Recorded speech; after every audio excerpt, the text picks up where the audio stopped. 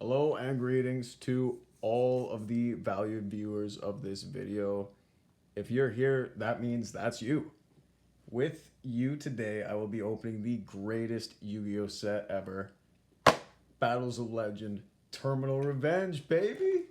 You know there's a lot of good stuff in here, like... I'm throwing in the whole... We're talking about the real best set, Infinite Forbidden.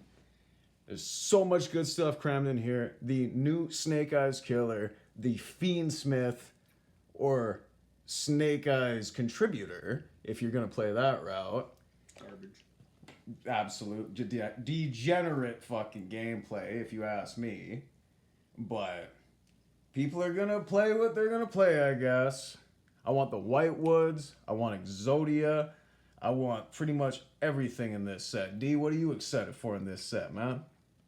The best thing, Fiendsmith, and that's it. Pretty much. Maybe a couple trap cards. Fiendsmith's pretty good. Putting on the Do Not Disturb, putting on the Lo-Fi Yu-Gi-Oh musics. Gonna get into the opening 100 packs of the Infinite Forbidden with yous. If I can open this box. I don't usually struggle like this. That's how you know that there's some power in this box. Let's try to get some QCRs. Some QCRs would be cool. The boxes I will be opening for this series will be all out of the same case. We've already opened 2 boxes in the case. They didn't have any QCRs, so hopefully we get them with you. If we don't, I also have a pre-release video that I haven't posted yet just because I was out of town on work. But maybe I'll get that on if we don't pull anything cool in here, because there was some pretty good stuff in that one. We have the Light and Darkness Light Dragon Retrain. That's 10. We got Sylvie of the White Forest, 3-in-1. Ragnaraka Selene Snapper. Maiden of the Millennium Moon. Golem Guard of the Millennium Treasures. A lot of Millennium cards. That's one of the big premier sets here that Exodia is the core for. Meteora Drytron. Drytron having like funny names. Magicaloidal Soul. He's definitely got a weird name and he's a weird looking guy.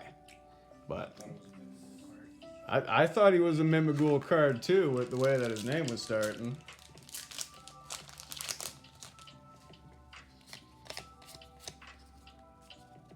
Gives me like Dark Souls vibes. He seems like he should be in the Ashen deck. Got a Gimmick Puppet, Little Soldiers, Cosmic Tree, Irmistil, Madolche, Mini Meowcaroons, Broomy. No, it's Meowcaroons. Oh. Yeah, it is fucked up. I thought it was macaroons. That's the thing is they start as one, but they end as the other one. Yeah. We got Broomy, the Naruto Broom. Cosmic Queen, the Retrain McDonald's Queen. Paralyzing Mushroom.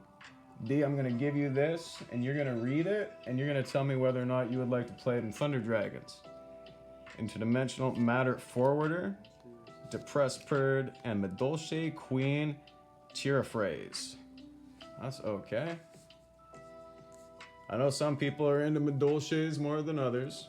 I've definitely been cooked by 1 or 2 people with 1 person with them. Just the difference between a good pilot and a good deck is a good pilot will make a good deck go far. A good deck won't really make you a good pilot of every deck, though. Yeah, I played this. Yeah, you'd play that in Thunder Dragon? Oh, yeah. Oh, yeah, man. That's what I was thinking. He seems like a Battery Man Solar, like 2.0, or if Extender, if you don't have access to Solar. This fucking Mini Mushroom Man seems like a real good way to go. We got That's 10, Zapper Shrimp, Axel Synchron, like the little car guy at home. Got another Light and Dragon. It's a shrimp with a laser, man. we have Knight Armed Dragon, the Armed Knight Dragon. If you don't know, or if you can't recognize this guy looking at him, he is a retrade of one of my favorite Yu-Gi-Oh cards, or he seems to be, which is Dragonic Knight. Now, if you don't know, Dragonic Knight had an effect where if one of your monsters was destroyed by an opponent's card effect, you could special summon Dragonic Knight. For this new one, if you special summon a dragon monster that's level 8 or higher, like Dragonic Knight, you get to special summon that monster too, and you get to change his attribute. So there's actually a lot of splashability for that one common card that I don't think a lot of people are seeing. If you get the wind attribute Armed Knight Dragon monster, you should try to cook with him, because I see a lot of potential with this guy. We have Rukia the White Forest, and we have a Mimighoul Master. A lot of people are loving Mimighouls. A lot of people are loving Mimighouls. What do they even do? They're a flip effect based thing. Right? It's like super gimmicky and something that hasn't been around since the early days of Yu-Gi-Oh! But I think that's why a lot of people are like trying to get into Mimighouls. I think the last best flip deck was Subterror. I think you're right. Moon of the Closed Heaven, that's a good one. Probably one of the better commons. Probably, yeah. Exactly, one of the better commons. I would say something that this set, Infinite Forbidden, has a lot of is just fantastic common cards. You won't typically see that in a Yu-Gi-Oh set. I mean, look at Tempai. Tempai was like almost all commons. They're freaking nuts. Yeah, but the super rare's got like a secret rare pull rate. Yeah, that's true. Yeah, it's like the one that really gets the engine going. Might as well be like Fiendsmith's been so far, right? But I guess prices died down as like people's interest died down. Fiendsmith stayed strong at like $100. We're hoping we pull one of him though. Oh yeah, let's get a QCR. Let's get into the pack still. Blazing Bombardment Beast, Guardian of the Voice's Voice, Dora, a really good dragon support monster as well. Tempai. Exactly, for Tempais, the guys we don't like, but we know they're gonna use it. Dark End Evaporating Dragon. I think he's better than the light one that you get for that combo. That's just me. We have Seexies Gimmick Puppet Fanatics Mechanics. He's got a really big name with a lot of jargon and a whole lot of words, and I'm not gonna read none of them. I'm just gonna keep going in. Vesper Gearsu. Another one of those like pretty good common cards in this set. It's kind of like a budget version of Evenly Matched. Fiendsmith Sequence, yet another good common card. Fiendsmith's Lacrima, another good common card. I think it would have been better as a super rare instead of Mimighoul Archfiend, but a lot of people like Mimighouls. So we'll just put that there. A lot of people like Mimighouls. I don't, because I don't know what they do. Well, maybe if we knew what they did, we'd like them more. Valmonica Creation. Volmina, Statue of the Sacred Dragon. Trap Gatherer. Sangenkayo. Interdimensional Matter Forwarder. Not Transporter. Forwarder. DPH. Gendemore. Depress Pard. Medulce Dessert. And Mimighoul Room. More Mimighoul stuff. At least it's all super rares. Maybe we'll get some cool ultras or secrets for something else. Is their whole deck hollow? That'd be pretty messed up if their whole deck was hollow, but Fiendsmith isn't. Yeah. I wouldn't really be too enthused about that. So we have next. Yeah, I actually didn't really even see the skip add button. I was Just focus on turning it down, not off. Zapper Shrimp. Dragon's Light and Darkness, the fusion card for the Light and Darkness Dragon Lord. Guardian of the Voiceless Voice, Broomy, Meteora, Drytron, Gimmick Puppet Rogue Doll, Gimmick Puppet Cattle Scream, Rukia of the White Forest, and Beware the White Forest. That's something that I was really getting into this set for, was White Forest cards, so glad to be seeing some of those floating around. I don't like how they're called White Forest. They should be called White Woods. I agree, they should have just kept them as White Woods. Yeah. Maybe there was like legalities and whatnot with them. I don't know. Aerial Eater is a card that got announced that's actually really good. We have the new Dark Magician. He's actually one of those more common ultra rares to pull. I think he's like the 5th one I've pulled with so far. Is it even good? I don't know. I don't even know if I'd call him better than the original Dark Magician because his effect's alright. He can special summon himself.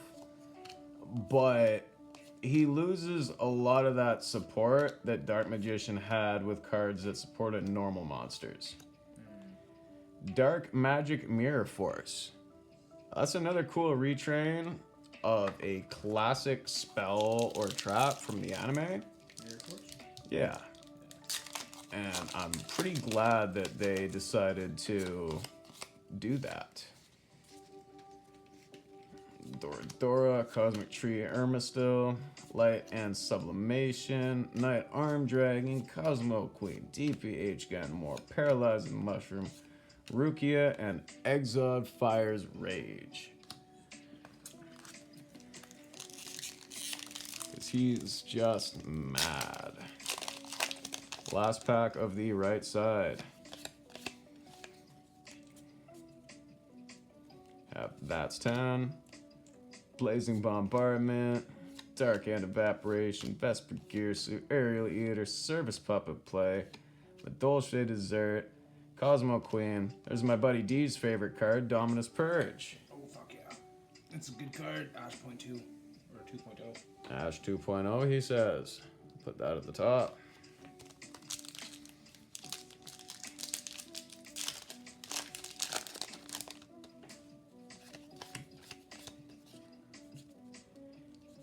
Pretty sure that everyone has already seen most of the cards in the common. Here's a Centurion at her. Pass that to D to give a read. I've never really gotten too into the Centurion strategy, but that's mostly because I was mostly into fusion and still am mostly into fusion-based strategies rather than synchro-based strategies, but I'm starting to kind of like branch out a bit. Hopefully. I know how to do it in 6 Samurais. Oh, man. You wait for that Rage of the Abyss. What? I thought I did the 4 from the back thing. Whatever. Must not have done it right. Here's Phobos Kovos. He's got a funny name. Here's the rest of that common stuff. Depressed Purd. He's a funny guy. I don't know if anybody noticed this, or if I'm the first person to point this out, but all of the common synchros in Infinite Forbidden are also tuners. So I'll just let that sink in into what era of Yu-Gi-Oh we're going into. Where not only do a lot of the monsters have multiple stacked effects. Wedgie Temple. That's another Mimighoul card, I believe. I think it is. No, it's the Millennium card.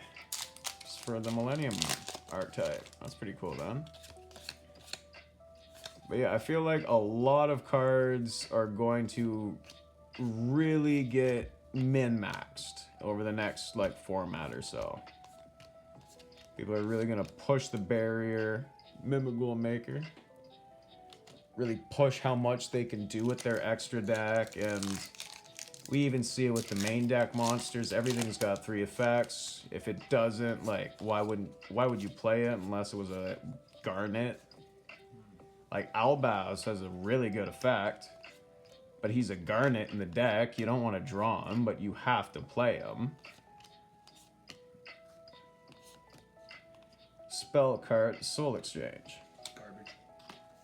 I think it's alright to start your turn with, because if you have a level 8 monster in your hand, and your opponent has fucking 2 monsters that you can't traditionally get rid of, like things you would normally have to kaiju, I think it lets you kaiju them by tributing them. And then since the only monster on your side of the field is the monster you tribute someone with Soul Exchange, they can't tribute that monster. Sounds pretty good. Yeah. It's better than normal Soul Exchange if your opponent could use it. They added like layers of using it. Mimighoul Dragon. I think he's kind of the coolest of the Mimighoul looking monsters. Level 1 with 2,000 defense, holy shit. Yeah, man, level 1 with 2,000 defense, that's unheard of, man. Well, I think it's been around, but it's not really that common. Necroquit Princess and Aerial Eater are 2, I'm pretty sure TCG exclusive cards. Or not exclusive, but imported cards that were not announced to be in the set. They weren't in the OCG, but they are in the TCG release of Infinite Forbidden. And if you read their fusion materials, they work really well with this Fiendsmith. So hopefully we get one to show you how cool he is over the course of these videos, instead of getting more of a Madolche Queen Tira phrase. I know someone's in a Madolche's, it's definitely not me. It's like Nemlyria. I view it as a cute deck, not really my deck. I guess if you throw a deck enough support, it'll be good. Sangenjin Awakes from a Millennium. New Millennium card. I don't really know what that deck is entirely supposed to do, but it seems alright. Also seems like just a nostalgia trap for like Yugi boomers, so let's hope we don't get caught in it. Fiendsmith Sequence and Obliterate Blaze. Such a scam that sequential and Lacrimosa aren't supers. They would be way better as supers. They made it commons, man. Feels bad. It does feel bad. Especially because there's other cards that would have been better off as commons. Vesper Girsu, Moon of the Closed Sky. You gotta think that they're probably keeping a door open for like reprints and like tournament packs and whatnot down the line. Yeah. Last pack of the set. Give us something good, baby.